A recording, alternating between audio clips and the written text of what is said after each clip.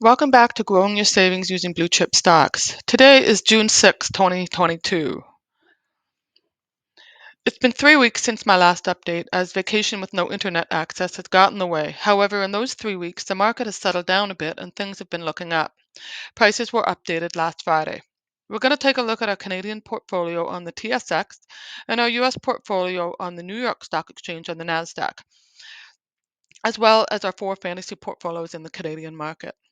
Our $5,000 portfolio has jumped up to a 9% gain on the year, which is up from 4% in the middle of May. Our $10,000 portfolio is now up 6% on the year, a big increase over 2% last recorded in May.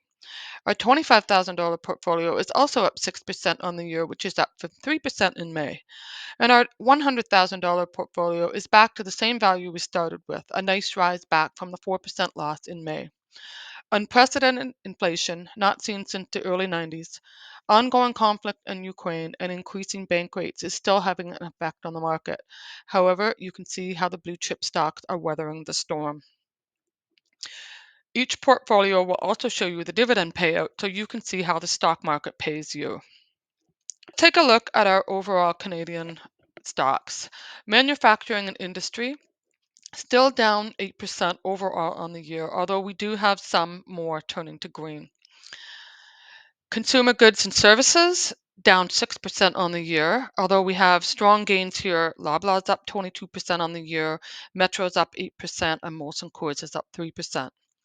Finance is still showing all down 14%. This is the sector that is struggling the most in both markets. Resources and commodities, great joint gains, up 41% overall. Our biggest one is Ovintiv, our biggest one is actually Sanovis, which is up 62% on the year. We started at 18.64, we're now at $30.23. The next biggest one would be Ovintiv, up 48%.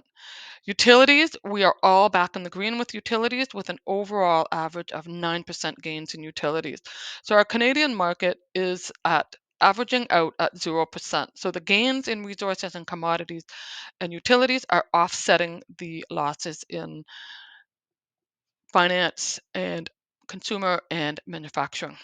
So taking a look at the US market, manufacturing and industry is down 11% overall, pretty comparative with Canada. We've got some that are in the green here. The biggest one is still Archer Daniels Midland, which is up 23% on the year. Consumer goods and services, we've only got an average loss of 5%, which isn't too bad. Nordstrom is up 17%. McKesson is showing a strong gain of 25%. That offsets the other losses. Finance, we've actually got American Express has come back into the green. So finance in the US is down an average of 19%. Resources and commodities in the US were all solidly back in the green for an average of 17% gain. Chevron leads the way at 37%. In utilities, we are down 4%. So the average in the US, the average for the whole market that we're following in the US is down 8%. So taking a look at our Canadian $5,000 portfolio, we are now up to a total of $5,540, up 9% on the year. And we have risen $241 in the past 3 weeks for a strong gain overall of $457. No change in the dividend income for the $5,000 portfolio. It's still paying out a total of $187.44 for the year. Our $10,000 portfolio, up 6%. We're sitting at $10,626.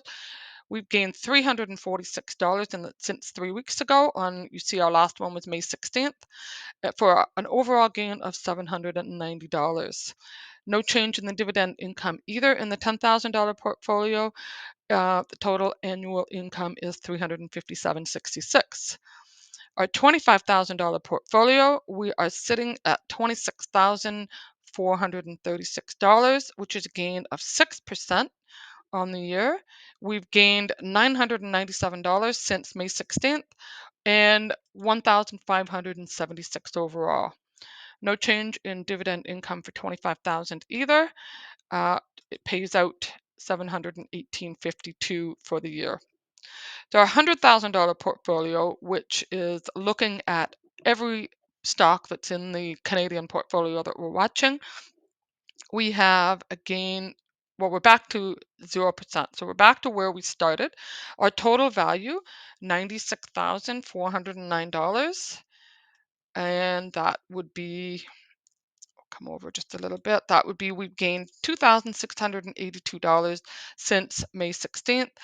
So that gives us we're still on the loss side. It's just a small loss of $2,147 on the year. No change in the dividend income for the $100,000 portfolio either. It is still paying out 2,462.57 on the year. So that's a look at our fantasy portfolios for Monday, June 6th.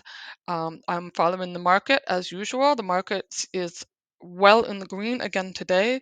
So we are looking at hopefully some strong gains for this week. Join me next week and we'll take a look at how it works.